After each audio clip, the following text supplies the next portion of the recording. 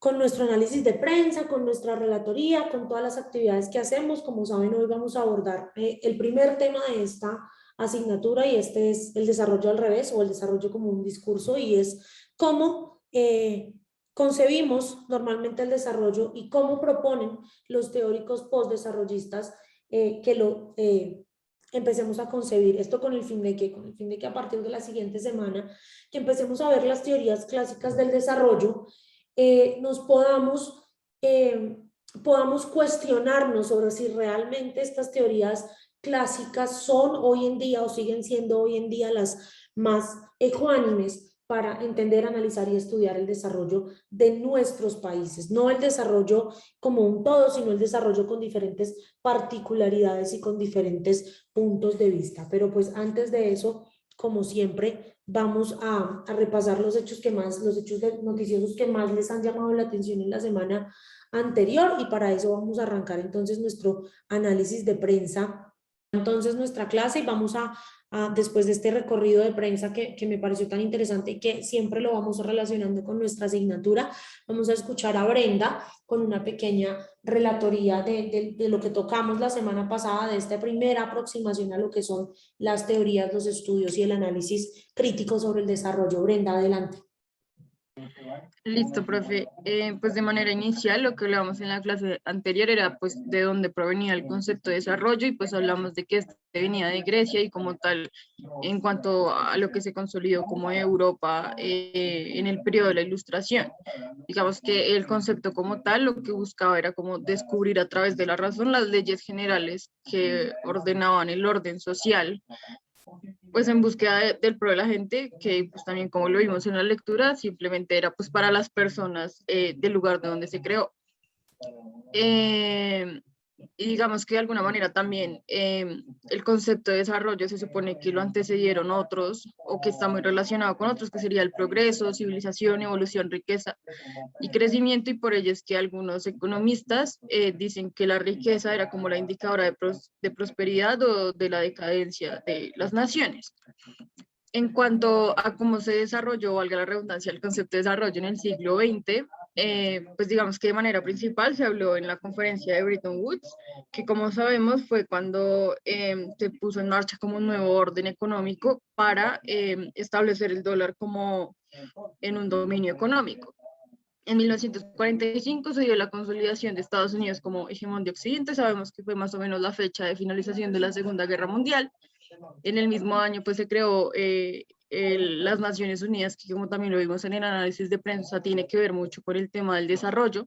En el 47 se habló de la doctrina Truman, que también como sabemos, digamos que de alguna manera esta quería como apoyar a los países no desarrollados de alguna manera en términos monetarios. En 1947 se habló de la Conferencia de Río para la Asistencia Recíproca, que era algo como lo que se ha visto en muchas de las doctrinas, que es que si atacan a un país americano, es un ataque contra todos los países americanos.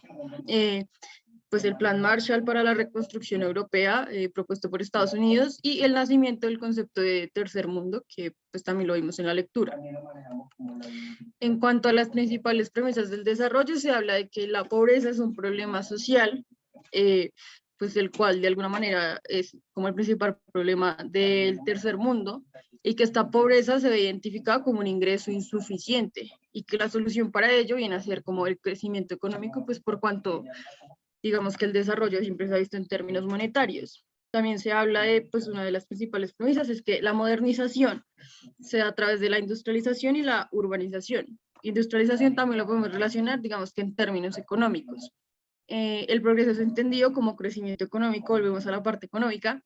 El desarrollo social implica un progreso social, que la acumulación y el desarrollo son procesos ligados, que es muy importante la inversión del capital y que hay que tener conocimiento técnico y científico pues para la aplicación del desarrollo. En cuanto a si siempre se ha hablado igual de desarrollo, pues creo que también me voy a remitir un poco para complementar con la lectura pues del día de hoy.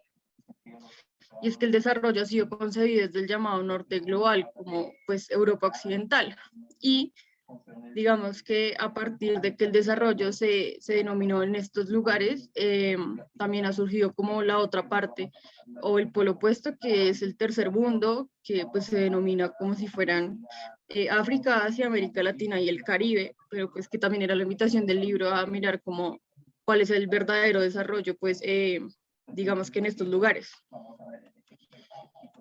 En cuanto a los principales enfoques, el primero es el enfoque de la modernización, que se da pues, o pues que surge con el conflicto este-oeste, pues más conocido como la Guerra Fría, en donde se habla de capitalismo, democracia y respeto a los derechos humanos, que pues también deriva, como lo dicen ahí, el fin de la historia pues de Francis Fukuyama, en donde se habla que el fin de la guerra se da pues a través de la actividad económica, y dice que la historia ha sido como una lucha de ideologías que terminó pues con la imposición de una economía libre de mercado, de un gobierno representativo y de, pues, de derechos jurídicos, que fue pues lo que surgió a partir de lo que propuso Estados Unidos durante la Guerra Fría y pues que fue finalmente lo que se estableció. El segundo enfoque es el enfoque de la dependencia, que habla que América Latina, digamos que apuesta por el cambio social y digamos por una ruptura intelectual en cuanto a la teoría de la modernización. Pues también que como tal, pues América Latina pues se ha enfocado en estar, o pues en su momento, pues para el año, que pues era durante la Guerra Fría, en los países no alineados, pues o los NOAL, como se hacían llamar, pues digamos que era el auge de las guerrillas en su momento.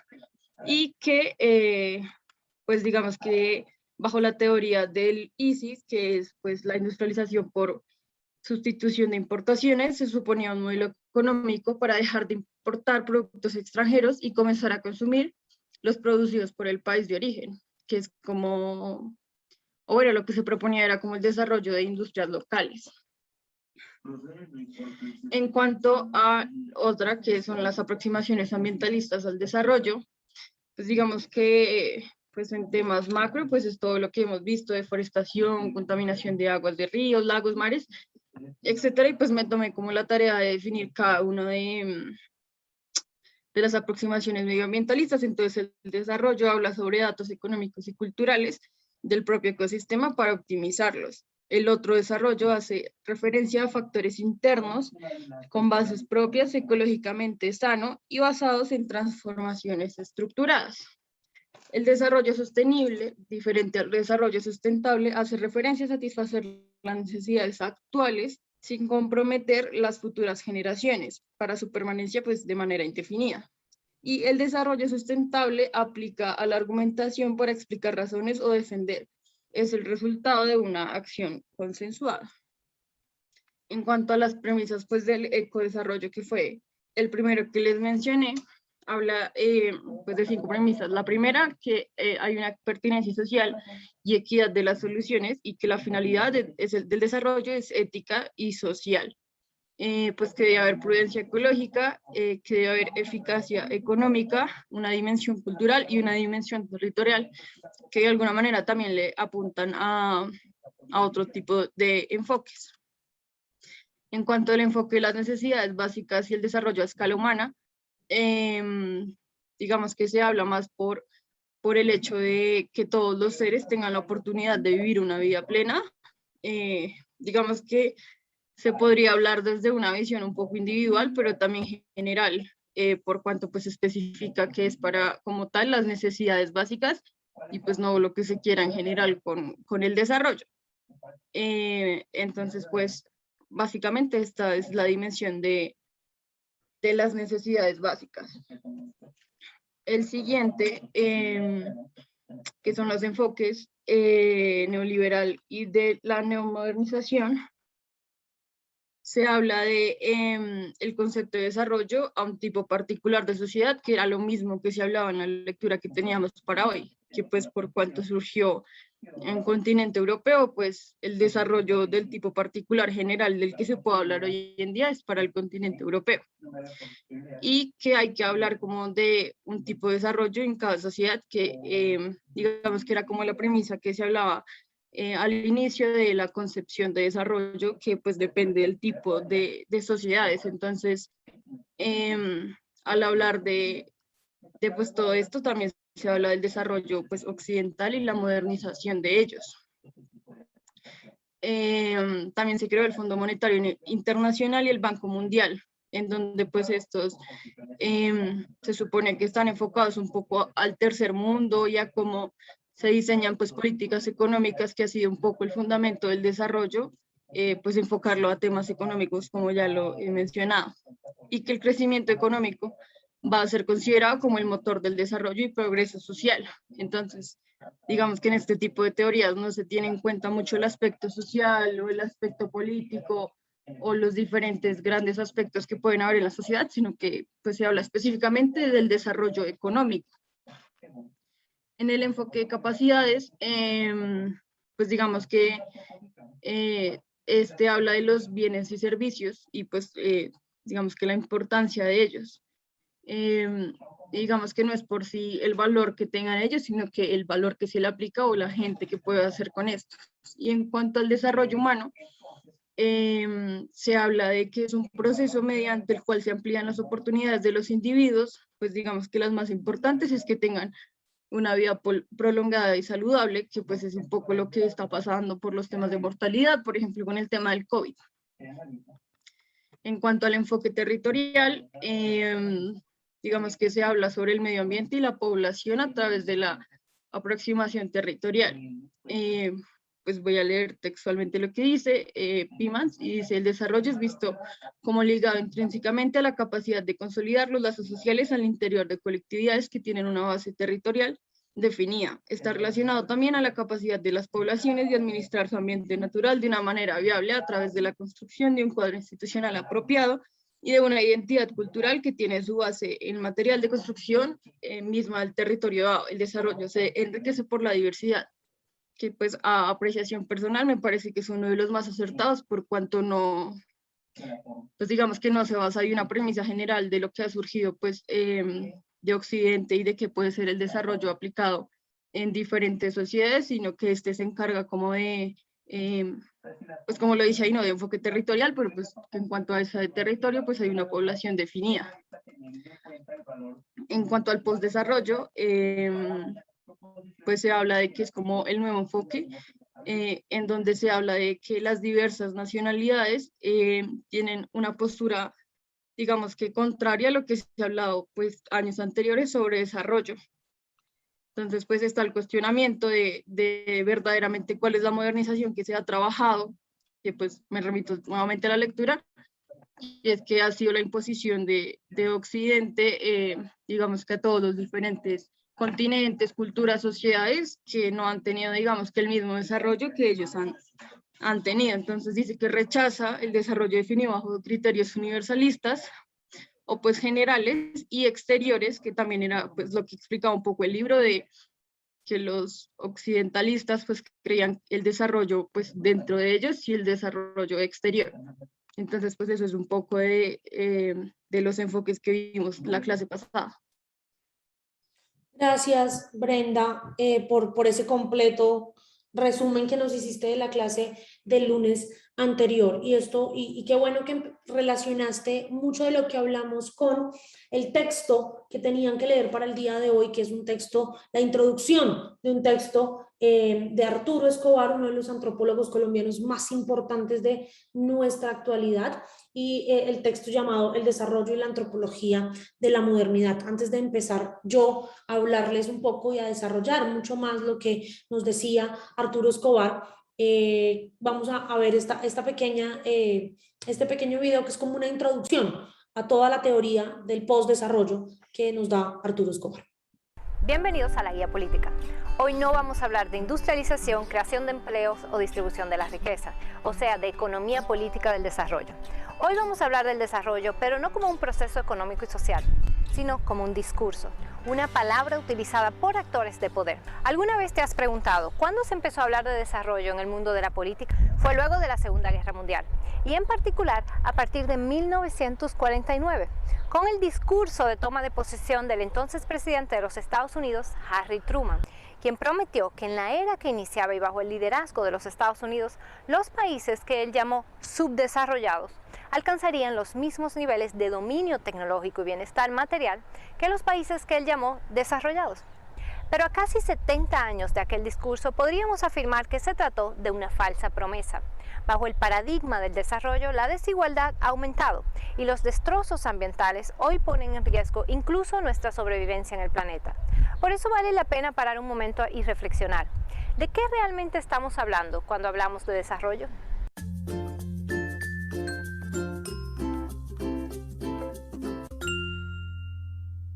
Lo primero a reconocer es que las acciones que toman los gobiernos con el discurso de que están desarrollando su país siempre tienen costos y beneficios, y por lo general estos se distribuyen de manera desigual. Es decir, algunos grupos o poblaciones reciben los beneficios y otros cargan con los costos. Por ejemplo, las grandes hidroeléctricas o las plantas a carbón pueden beneficiar con suministro de energía eléctrica y de agua a las grandes ciudades, y en particular a los sectores privilegiados de las ciudades. Pero las poblaciones que viven donde estos proyectos se construyen pueden perder sus tierras cultivables y por lo tanto sus formas de vida, o ver afectada su salud por la contaminación. Y la ciudadanía en general deberá pagar con sus impuestos los costos económicos. Pero la idea de que estos proyectos son necesarios para el desarrollo del país esconde esta distribución desigual de costos y beneficios y los presenta como favorables para todo el país. Al mismo tiempo, desacredita a quienes puedan oponerse porque las presenta como personas opuestas al interés de toda la nación. Este análisis lo han hecho las y los autores de la teoría del postdesarrollo, que denuncia cómo el discurso del desarrollo es utilizado por actores de poder en el mundo entero para imponer políticas públicas en su favor, como por ejemplo la explotación de recursos naturales, la construcción de megaobras de infraestructuras, la exoneración de impuestos o la privatización de empresas estatales. Estos actores, corporaciones, gobiernos, bancos, instituciones internacionales, medios de comunicación, pueden justificar todas sus acciones con el discurso del desarrollo, en parte porque la definición concreta de qué significa desarrollo y cómo se consigue se ha mantenido tan imprecisa y tan vaga que para muchos autores se trata simplemente de un eslogan. La socióloga y ecofeminista alemana Maria Mies argumenta que el discurso del desarrollo se ha utilizado para legitimar un sistema que ejerce diferentes formas de violencias contra la naturaleza, contra las mujeres, contra las comunidades pobres, indígenas, negras, campesinas. De hecho, el uso de dispositivos ideológicos para justificar la violencia no es algo nuevo. El desarrollo puede entenderse como una reedición del concepto de progreso, que surgió en el pensamiento occidental durante la Ilustración y se utilizó para justificar la colonización europea del mundo. Antes del progreso se utilizó la justificación de civilizar a las poblaciones salvajes o incluso de salvar las almas de las poblaciones no cristianas. En todos los casos el mecanismo es el mismo. Se utiliza la bandera de un ideal de mejorar la condición de vida humana, pero no se reconoce la desigual distribución de costos y beneficios en ese proceso. En el caso del desarrollo, este asume que la sociedad occidental es la sociedad modelo a seguir para el mundo entero. Y su opuesto, el subdesarrollo, lo que hace es englobar al resto del mundo en una misma etiqueta, una categoría de sociedades incompletas, infelices y necesitadas de ayuda. En ese sentido, autores como el antropólogo colombiano Arturo Escobar argumentan que la idea de desarrollo forma parte de una mentalidad neocolonial, pues le otorga el derecho a las naciones llamadas desarrolladas de intervenir en la vida de otros países y a las empresas y corporaciones de intervenir en la vida de las comunidades, aún por encima de los costos y sacrificios que pueda implicar para sus poblaciones.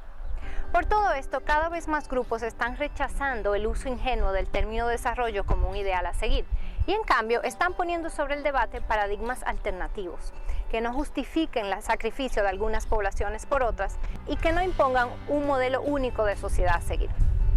Esto lo podemos explorar más adelante.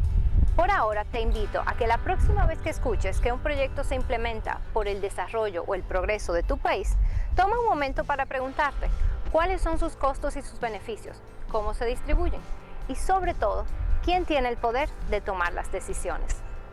Yo soy Virginia Antares y nos vemos en el próximo video de La Guía Política.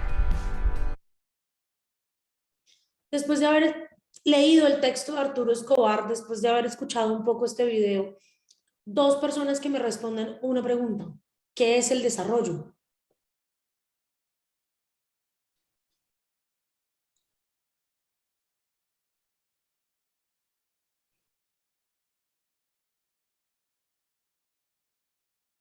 Ninguno.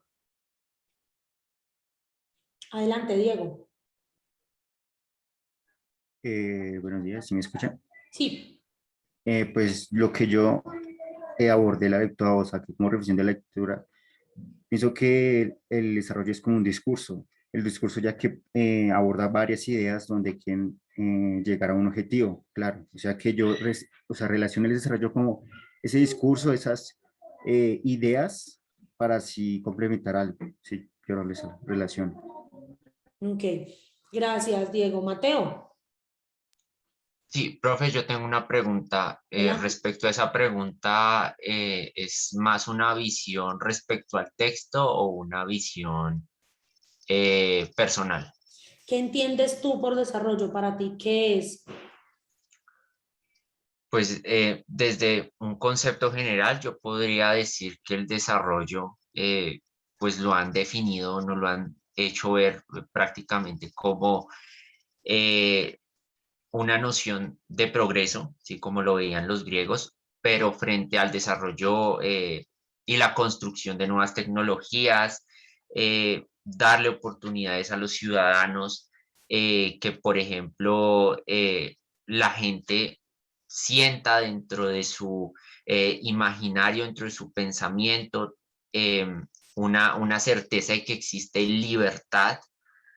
En todo eso yo creo que no hay, o sea, las brechas entre ricos y pobres no están tan alejadas, ¿sí? Digamos que ahí sí difiere un poco con la definición más, o sea, cómo se está llevando a cabo el desarrollo en los Estados Unidos, porque si nos damos cuenta, Estados Unidos tiene un coeficiente de Gini altísimo, o sea, hay una brecha, una desigualdad en Estados Unidos entre ricos y pobres altísima, diferente a lo que pasa, por ejemplo, en Europa, donde ya las brechas, digámoslo así, se empiezan a minimizar. Entonces, esa sería como mi visión de desarrollo, pero utilizando no una visión etnocéntrica, sino una visión con perspectiva de diversidad. Sería más o menos la utilización de la diversidad para alcanzar, construir un proyecto país, un proyecto nación, porque digámoslo así, que cada cultura tiene sus conocimientos, sus privilegios, eh, saben otras cosas que, por ejemplo, los países más desarrollados, por decirlo así, no tienen, ¿sí? Digamos que son conocimientos que priman sobre otros. No sé si me hago entender, más o menos. Un poco una mezcla de ambas visiones, ¿no? De esa visión del norte, muy centrada un poco en el desarrollo y crecimiento económico, pero también incluyendo esa versión del sur que busca que tengamos en cuenta las particularidades sociales, las particularidades culturales, una buena mezcla de ambas cosas. Es como lo que te entiendo. Sí, sí, más o menos, o sea, utilizar la diversidad. O sea, digamos que, por ejemplo, los países desarrollados son desarrollados precisamente porque supieron utilizar eso que veían que los favorecía, ¿sí? Digámoslo así. Por poner un ejemplo, está Noruega, ellos no tienen hartos recursos naturales, pero supieron, digámoslo así, con su capital humano, maximizar esas probabilidades de éxito, ¿sí? Digamos que aquí en Latinoamérica no pasa eso, o en África, o en algunos países asiáticos, que digámoslo así, que por querer implantar una visión de desarrollo muy occidental, no aprovechamos esa diversidad, digamos, esos conocimientos que podrían favorecernos de algún modo, ¿sí? Entonces, esa era más mi visión. Gracias, Mateo. Paula. Bueno, profe, yo quería dar más como la definición, pero de acuerdo a la lectura que leímos. Y es que en la lectura que leímos definen el desarrollo como la creación de un dominio del pensamiento y de la acción, analizando características de tres ejes que tiene el desarrollo. El primero son las formas de conocimiento que a él se refieren, a través de las cuales llega a existir y es elaborado en objetos, conceptos o teorías. El segundo es el sistema de poder que regula su práctica.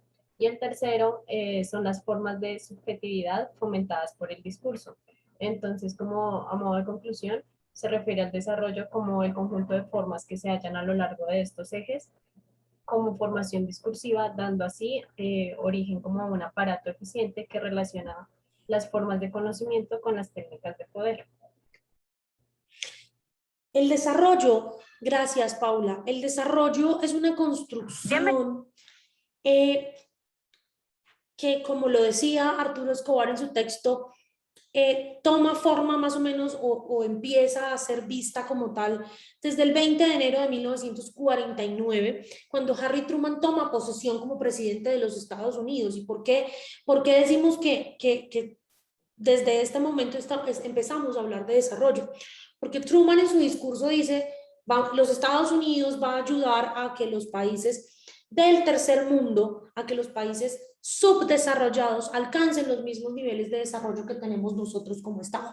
Y a esto se le llamó la doctrina Truman. Y a partir de aquí empezamos a ver una serie de esfuerzos institucionales por parte del gobierno de los Estados Unidos para reforzar esa noción o esa idea que se tenía en su momento del fin de la historia de Francis Fukuyama, y era que el desarrollo se iba a alcanzar, o un país podía alcanzar el desarrollo si cumplía con tres condiciones básicas. La primera era el respeto a los derechos humanos. ¿Por qué? Porque un país que respetaba los derechos humanos era un país donde se podía vivir, era un país donde iba a haber unas libertades políticas, sociales y económicas que permitieran también que ese fuera un país democrático. Entonces, la segunda característica era la democracia. Y desde ese momento se nos empezó a decir, país que no es democrático no es un país desarrollado, y no entendiendo la democracia no como el número de elecciones que hay en un estado al año, o cada 4 años, o cada 2 años, porque si lo vemos desde ese punto de vista, Venezuela, Cuba o las dictaduras modernas serían países ultrademocráticos, sino la democracia entendida como la libertad de elegir y ser elegido, esa libertad que te da la posibilidad de postularte a cargos de elección popular, de que seas tenido en cuenta para liderar los destinos de tu país.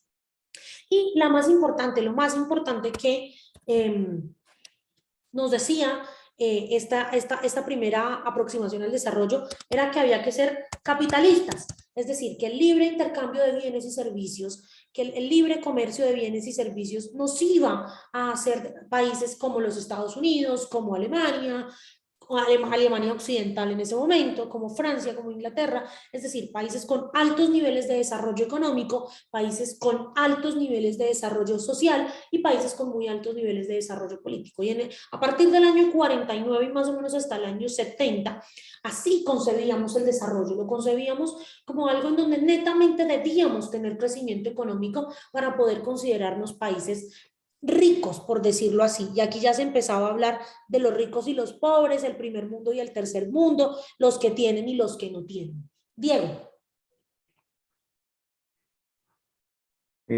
Profe, me surgió una duda, pues sobre la doctrina Truman, pues Estados Unidos quería ayudar a los otros países pues, a desarrollarse, pero pues sabiendo de Estados Unidos no es tan buena gente que digamos, ¿qué otros objetivos quiso hacer? O sea, ¿qué hizo alcanzar a hacer esta propuesta? O sea, la doctrina Truman se establece también en un momento en donde está en pleno desarrollo el Plan Marshall para la recuperación de la Unión Europea, para la reconstrucción europea post Segunda Guerra Mundial. Esto también es una forma de nuevo colonialismo o de nuevo imperialismo a la hora de ejercer cierta influencia sobre las decisiones políticas, económicas y sociales de la definición de políticas públicas en los estados para que éstas tengan una visión muy norteamericana y siempre estén enfocadas hacia el hecho de ir en línea con lo que pensaban, decían y sentían los Estados Unidos. Acuérdense que en estos momentos también estábamos en plena Guerra Fría, en pleno enfrentamiento de ideologías entre los Estados Unidos y la Unión Soviética. Entonces, Estados Unidos tenía también ese gran interés, y era arrebatarle muchos posibles clientes, muchos posibles adeptos al régimen de Moscú, entendiendo esto como que decían, en su momento se decía, bueno, sí, listo, muy chévere que hay que respetar los derechos humanos, que hay que ser países democráticos, que hay que ser países capitalistas, porque es que si no hacemos eso, si no respetamos los derechos humanos, si no somos demócratas, si no somos capitalistas, pues nos va a pasar lo que le pasaba a la antigua Unión de Repúblicas Socialistas Soviéticas, URSS, y era que eran países pobres, países con bajos niveles de participación, países donde se torturaba a las personas, donde no habían libertades individuales, y sobre todo el discurso era: el Estado se queda con todo, el Estado era el dueño de todo. Entonces, esa fue una manera en la que intentamos decirle, o el discurso intentó decirle a los demás países del mundo: es que usted tiene que hacer esto, porque si usted no, usted tiene que hacer esto, porque si usted no hace esto, va a terminar así, y mire cómo va a terminar como la URSS, un país pobre, o un grupo de países muy pobres, en donde no hay libertades individuales, donde no hay democracia, donde no se puede elegir a nadie, porque todo lo hace un único partido político, etcétera, etcétera, etcétera. Y pues a los países, de una u otra manera, les convenía tener a sus ciudadanos contentos, y la mejor forma de tenerlos contentos pues era bajo los preceptos del desarrollo impuesto desde los Estados Unidos.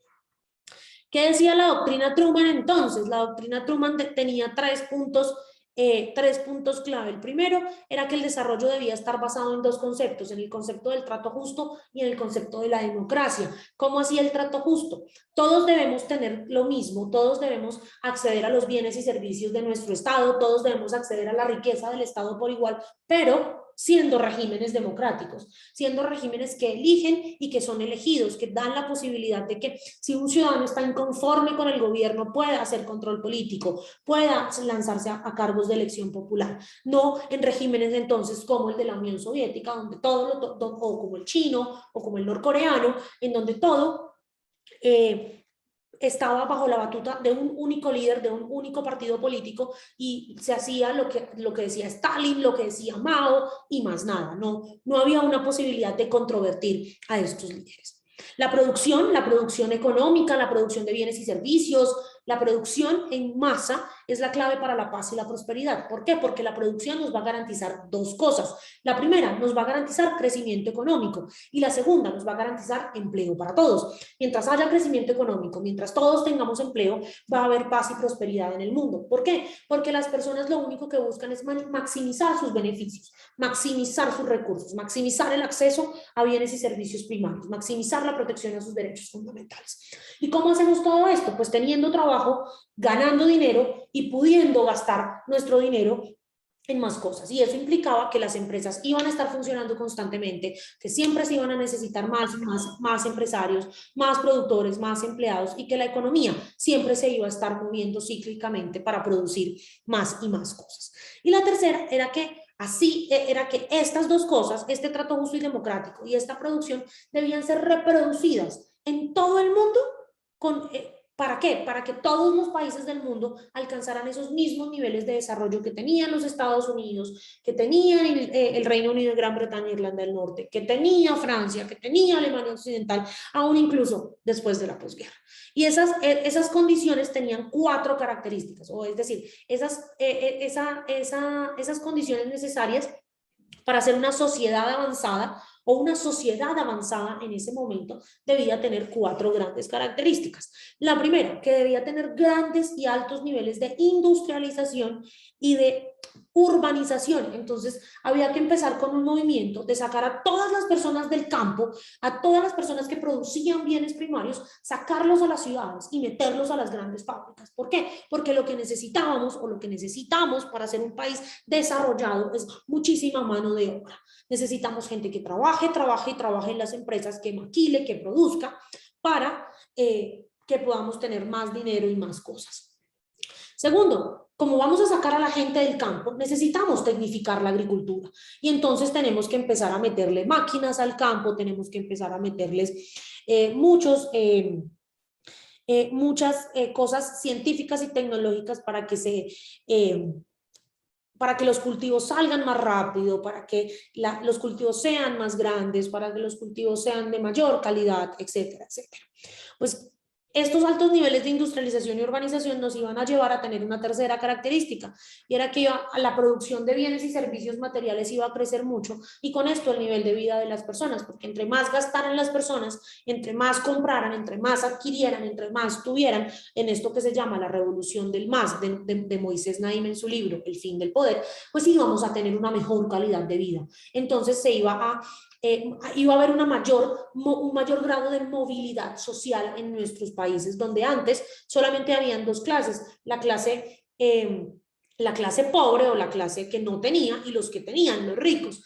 Y se iba a empezar a crear en América Latina y el Caribe sobre todo una nueva clase que estaba en la mitad de los dos, que no era ni muy rica ni muy pobre, y es lo que se llama la clase media que trabaja, la clase media que compra, la clase media que produce. Y pues entonces íbamos a tener que hacer una adopción generalizada de la educación y los valores culturales modernos. ¿Cuáles eran los valores culturales modernos? Pues los valores culturales que nos hablaban de que teníamos que estudiar, que ya entonces teníamos que no solamente pensar en saber leer y escribir, sino en tener títulos universitarios, títulos posgraduales para poder contribuir al crecimiento de nuestros países desde la academia, que teníamos que empezar a hablar inglés, porque el inglés era el idioma internacional, entonces un pueblo que hablara inglés era un pueblo desarrollado. Teníamos que empezar a viajar por el mundo, a consumir toda esta propaganda y todo este modus operandi de la cultura norteamericana para que fuésemos países desarrollados. Teníamos que empezar a comer en las grandes cadenas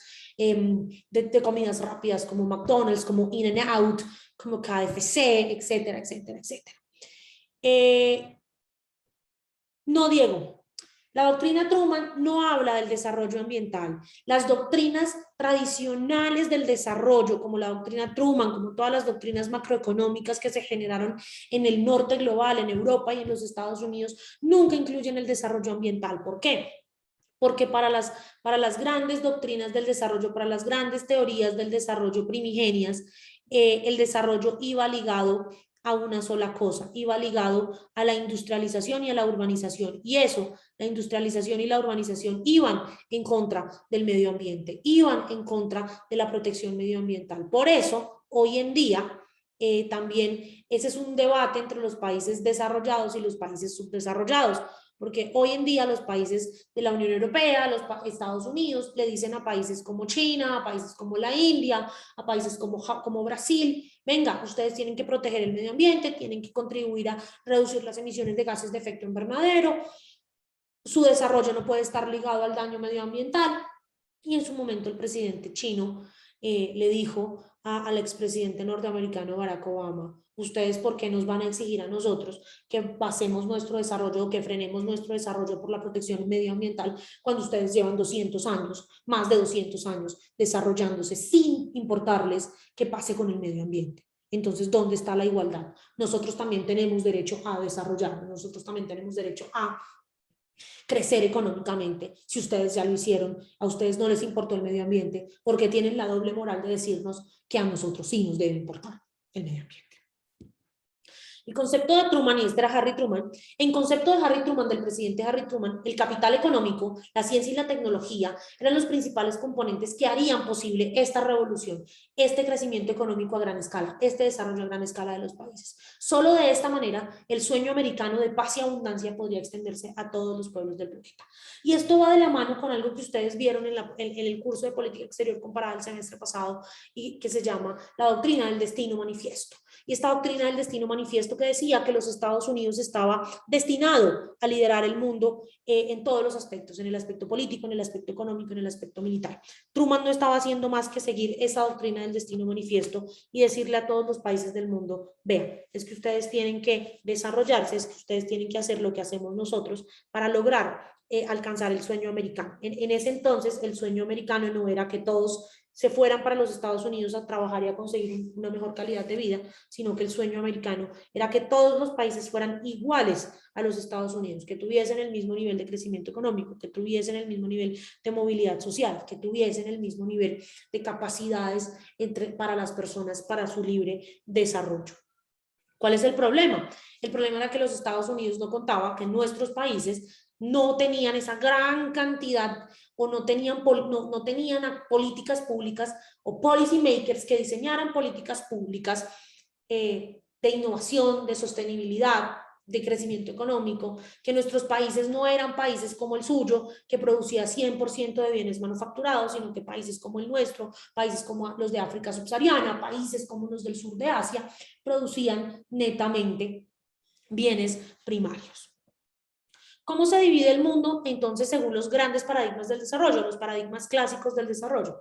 Se divide en el primer mundo, también llamado el norte global, que son los países ricos, los países que más tienen, los países que más producen, los países con altos niveles de vida, como Estados Unidos, como los países como Canadá, los países de la Unión Europea, los países escandinavos, y los demás, que somos el tercer mundo, también llamado el sur global, que somos los países pobres, los países que no tenemos, los países que tenemos economías pobres, economías que no son tecnificadas, que tenemos regímenes políticos dictatoriales o regímenes poco democráticos, donde hay graves casos de corrupción, o países como lo que James Robinson y Daron Acemoglu en Por qué fracasan los países llamarían países recesivos. ¿Hasta aquí alguna pregunta?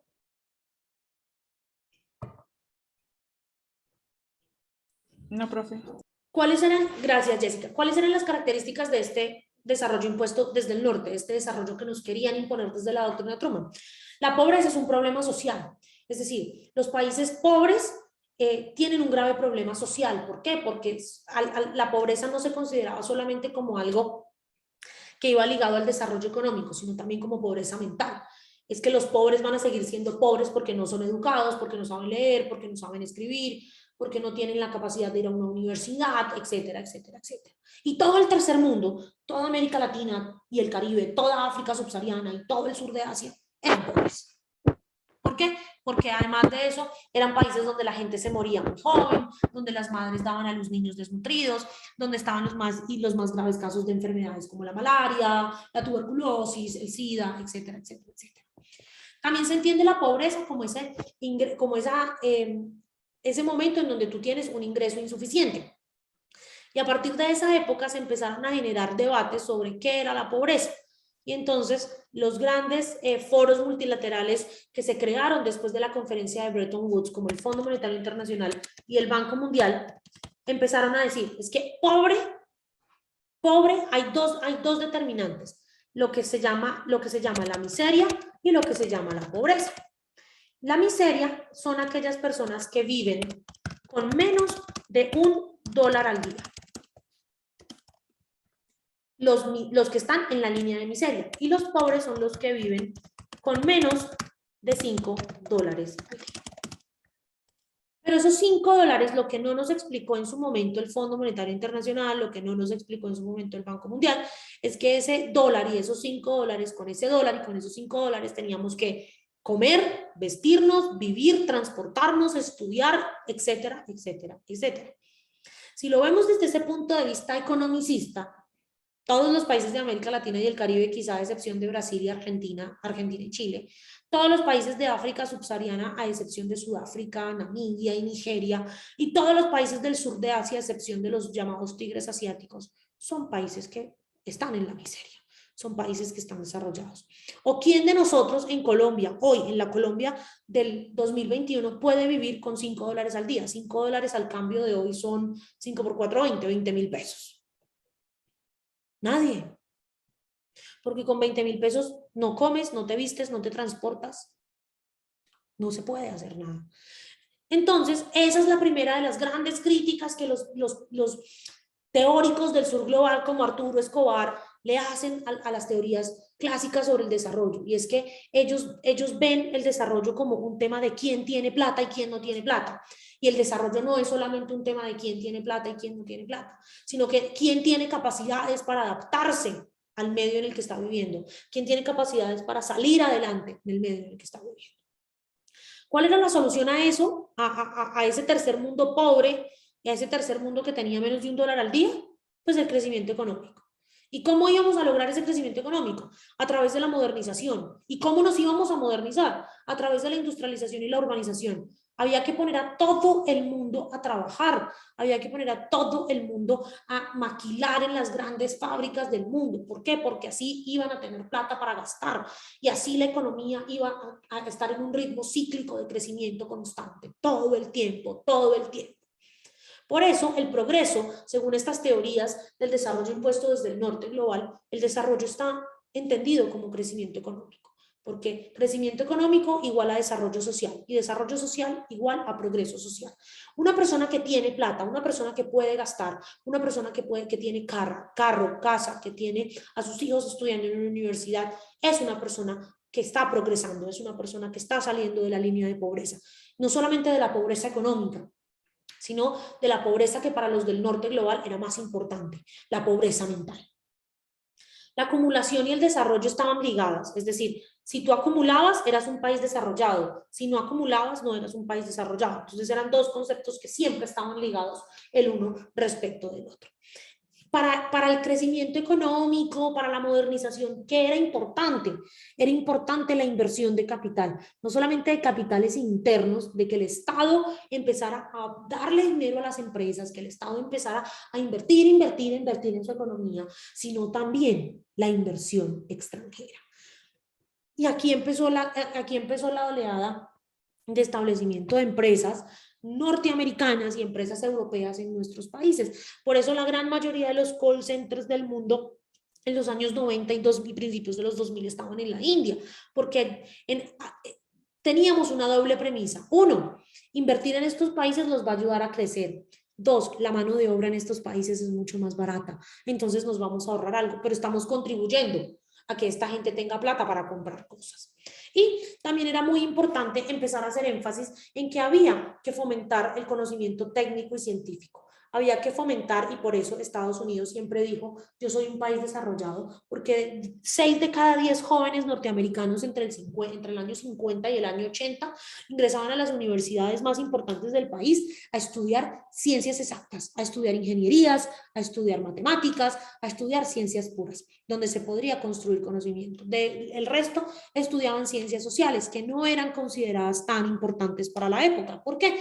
Porque no era importante tener sociólogos, antropólogos, psicólogos, politólogos, internacionalistas, economistas, abogados, cuando lo que necesitábamos era ingenieros que nos ayudaran a crecer, que nos ayudaran a que las empresas fueran cada vez más industrializadas, más tecnificadas, donde fuera posible cada vez más producir y producir y producir.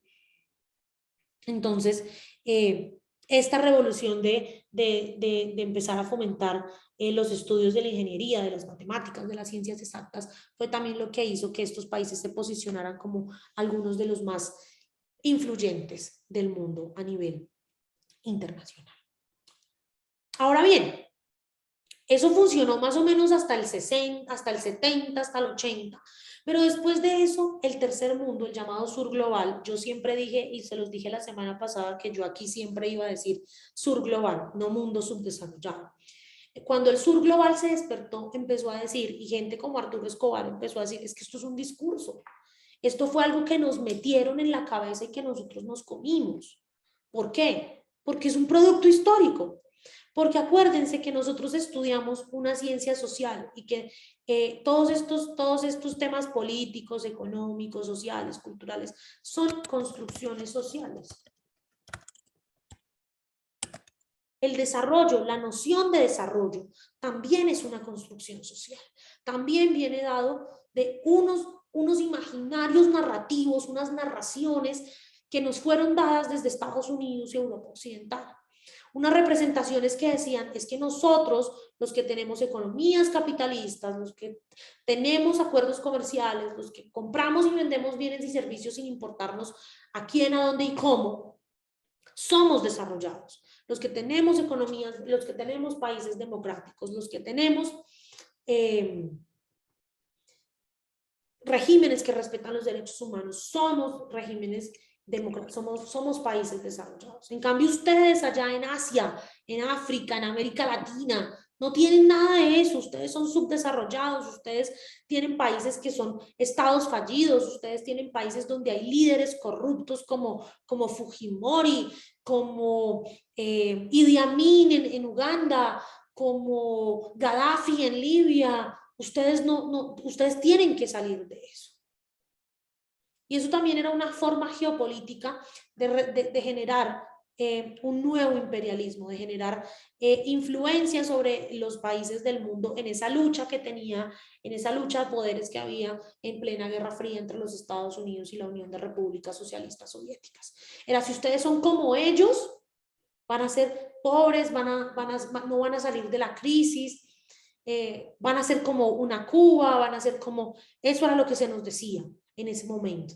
Pero en cambio, si son como nosotros, van a ser países desarrollados. Entonces, se crea un régimen de representación para los estados y para los gobernantes de los estados, donde los gobernantes empezaban a pensar, bueno, yo tengo que entonces generar políticas públicas como las que se generan en Estados Unidos, como las que se generan en Inglaterra, como las que se generan en Francia, para ser un país desarrollado, para ser como ellos. El fin último era ser como ellos, era tener lo mismo que tenían ellos, era poder acceder, como dice Moisés Naim, a las 3 revoluciones.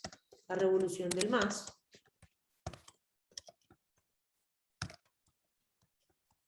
la revolución del poder y la revolución de la información.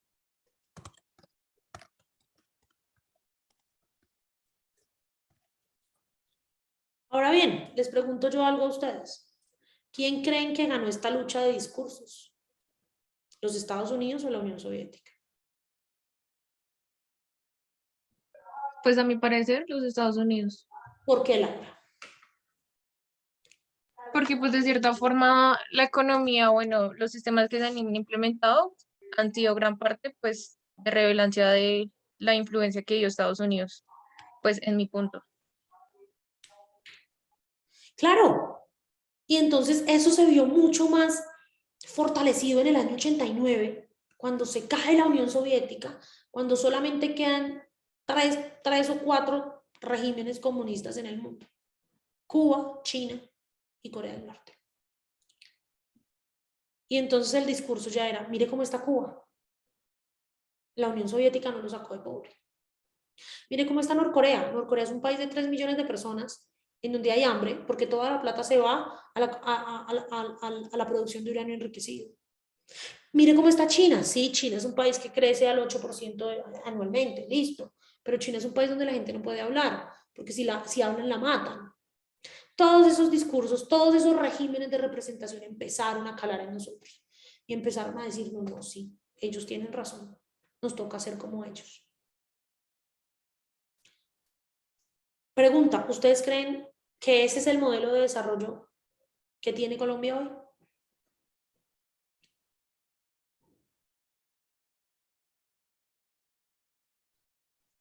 Ese modelo de desarrollo que nos dice que tenemos que ser como ellos. Sí, profe, yo la verdad creo que sí. ¿Y ha funcionado, Valentina? No, no, ¿Por qué porque no ha funcionado? aquí digo yo, o sea, igual según, yo siento que sí lo hemos seguido porque nos hemos preocupado sobre todo por resolver problemas económicos, ¿no? Ahí está nuestra economía naranja. Y pues todos sabemos que esa economía pues no tuvo un buen final, no ha tenido un buen, digamos que, desarrollo. Y creo que seguimos teniendo una gran deuda externa y seguimos aquí donde estamos, en el tercer mundo, entre comillas, digámoslo así. Pero si Colombia ya es un país no subdesarrollado, sino en vías de desarrollo. O eso es lo que nos dicen. Entonces, ¿qué pasó ahí? ¿Qué falló ahí? En ese modelo de desarrollo. Pues, ¿puedo hablar? Claro. Sí, listo. No, es que como veía a Ana levantando la mano, es que yo no Vamos la a, levanté. vamos a ir en este orden. Mateo, Ana y César. Listo. Pues yo, como tú muy bien lo decías, pues el desarrollo pues es una construcción social y pues ya depende de cada quien la noción que le da, pero pues en términos generales digamos que hay consensos de que el desarrollo sí tiene una influencia grande económicamente, pero cómo estamos utilizando la economía para favorecer, digámoslo así, a los connacionales, digámoslo así. Ahorita Colombia creo que para el segundo trimestre, si no estoy mal, iba a crecer como un 7,1% trimestralmente, ¿no? Obviamente el PIB siempre sube como un 2%, más o menos el promedio de los 4 trimestres, pero aún así hay pobreza. El 42% de la población colombiana es pobre o se considera pobre. Ya dos cuartos de la población no están comiendo 3 veces al día, dos o una muchas veces. Entonces, como tú muy bien dices, o sea, nosotros, yo creo que cada país tiene que ir construyendo como su propia noción de desarrollo, ¿sí? No solamente quedarse con ese aspecto que lo generalizamos siempre con el término economía, sino también en cosas como inversión social, cómo estamos distribuyendo la riqueza del Estado, qué proyectos sociales se están llevando a cabo, oportunidades laborales, fomento y creación de empresas, de pequeñas y medianas empresas. Sí, no solamente quedarnos con eso, sí, con la parte económica.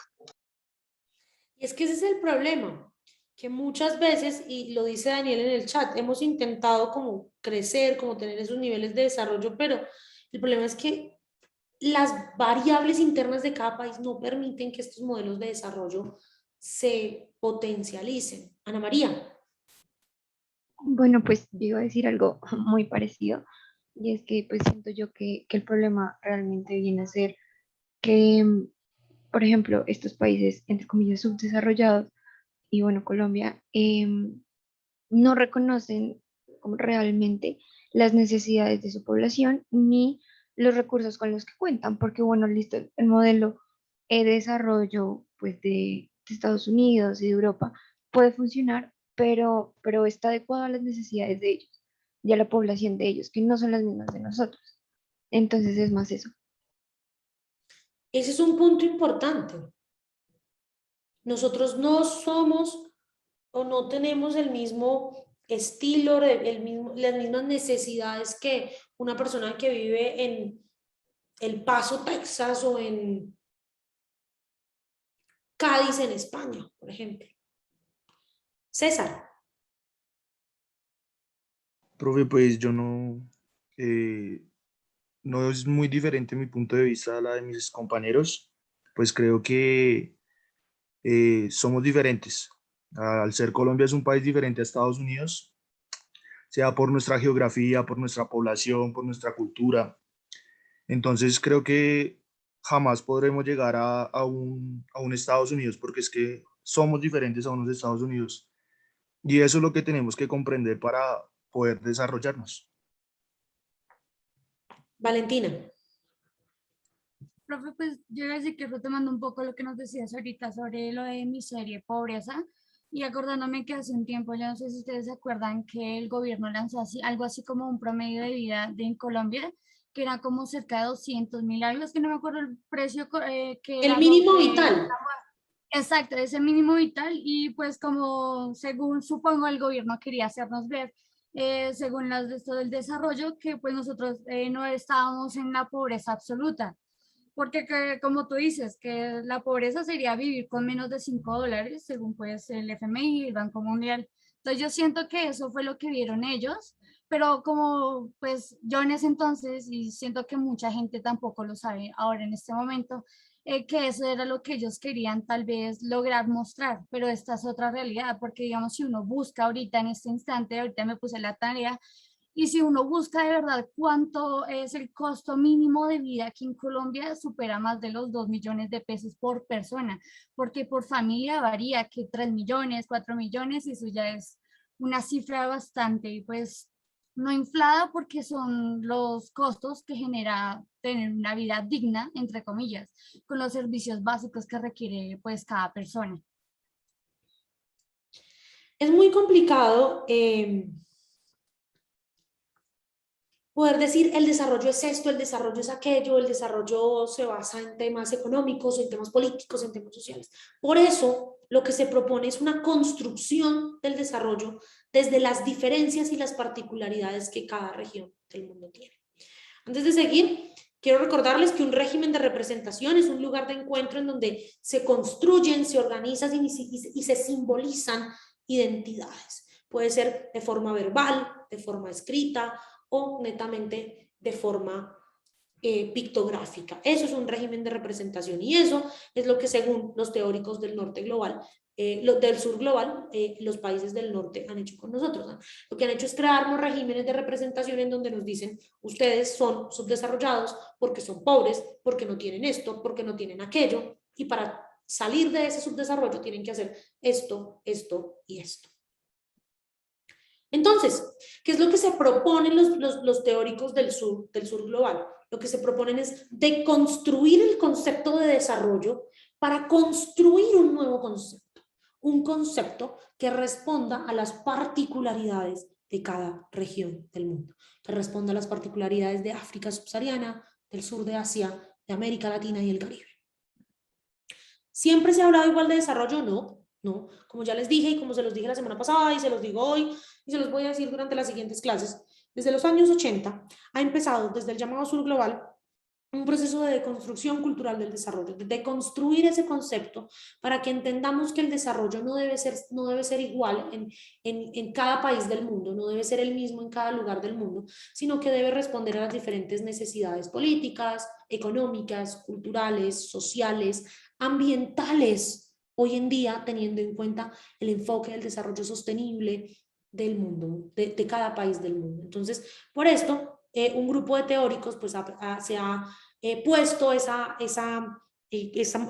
misión, y es de construir el concepto de desarrollo, y eso es lo que nosotros también vamos a hacer en esta clase. A partir de todas las teorías que vamos a ver, vamos a deconstruir el concepto de desarrollo para llegar a la última clase a volver sobre esa pregunta que les hice al principio, ¿qué es el desarrollo?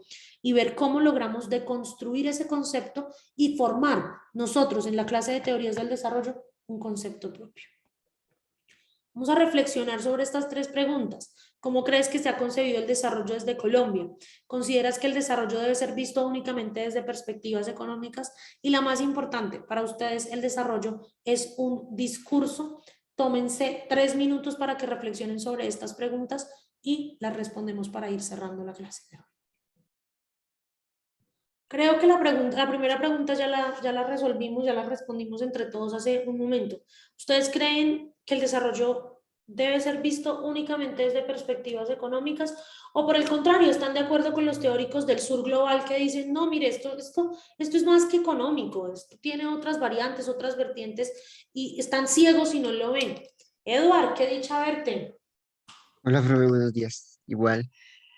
Bueno, ¿consideras que el desarrollo debe ser visto únicamente desde perspectivas económicas? Yo digo que no, porque pues más allá de cosas económicas, el desarrollo también, digamos, lo que lo podemos comprender desde una visión, pues como hemos mencionado la clase pasada social.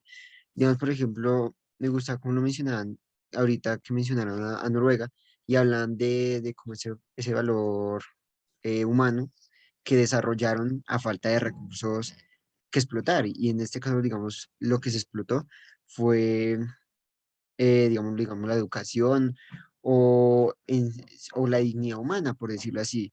Entonces, más allá de la economía, ¿sí? Podríamos decir que es, digamos, lo que decías de las libertades y de ese valor humano, es lo que también podemos relacionar con desarrollo, digo yo. Gracias, Eduard. Valentina.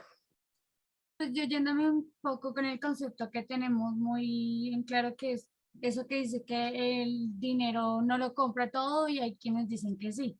Pero si uno se pone a pensar en este tipo de cosas, cuando se acabe verdaderamente los recursos, digamos, hídricos, tú no vas a poder comprar con ese dinero económicamente agua si no existe, no se acabó. Entonces, simplemente no solamente es económico, aunque diga que la economía es como un concepto más para el desarrollo y crecimiento de las naciones, pero siento que uno también debe tener como el lado humano y cuidar también del medio ambiente y los recursos que ahorita sí podemos tener, porque pues obviamente como se dijo al principio de clase, ya en unos años ya no vamos a tener las mismas posibilidades que tenemos ahora.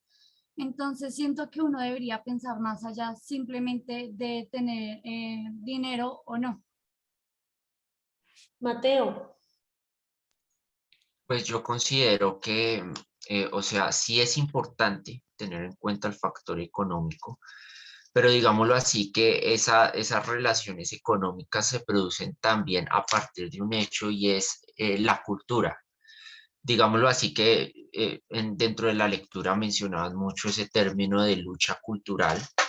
Y pues me parece importante porque si nosotros desde el aspecto económico y uniformándonos, alineándonos con el concepto de desarrollo más anglosajón, más occidental, pues lo que nos proponen es erradicar esa cultura que nosotros tenemos autóctonamente en nuestros países latinoamericanos.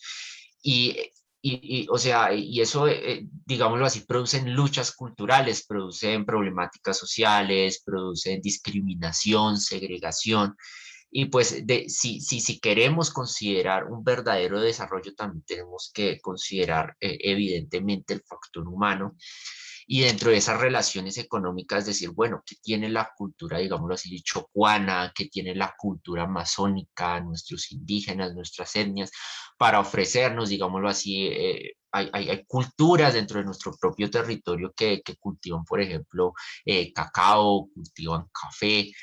Más bien diversificar esa economía es lo que creo yo que se tiene que empezar a buscar. Y no solamente un concepto de uniforme que nosotros tenemos de desarrollo, cogido desde las perspectivas occidentales. Digamos que los occidentales tienen eso, es que erradicaron, por ejemplo, en Estados Unidos erradicaron prácticamente a los nativos estadounidenses. ¿Sí? Eso no se puede hacer acá porque pues son otros tiempos, nosotros ya hablamos de dignidad humana, de derechos humanos, entonces y es visto como algo terrible y obviamente es algo terrible porque, o sea, la gente, sí, la gente tiene su cultura, sus raíces, no se les puede quitar a la fuerza. Entonces, esa es como mi perspectiva de la diversificación económica.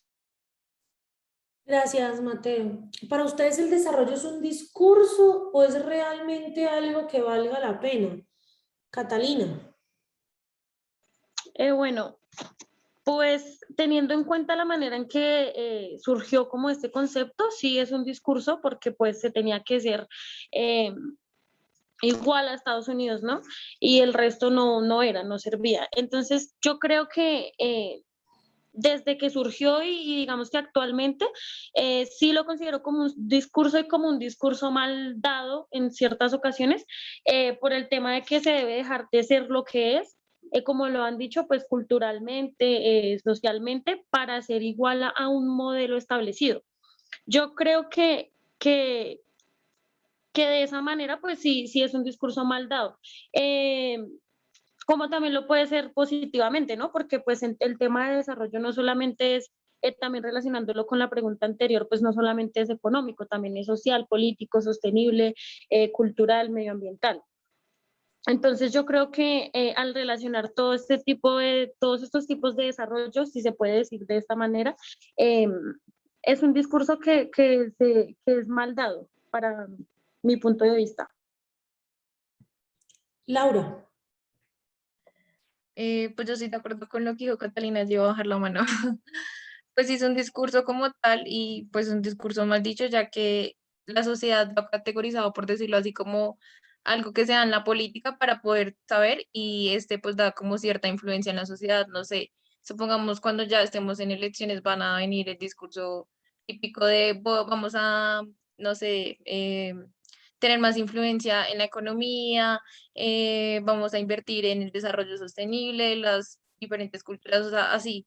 Entonces siento que el desarrollo, pues como tal, se ha convertido en ese discurso que se ha prolongado, pero nunca se ha constituido de cierta forma en ciertas políticas. Y ya. Este es el primero de muchos debates que vamos a dar sobre el desarrollo. ¿Por qué? Porque el desarrollo, y como les dije, vamos a empezar a deconstruir ese concepto de desarrollo para construir nuestro propio concepto.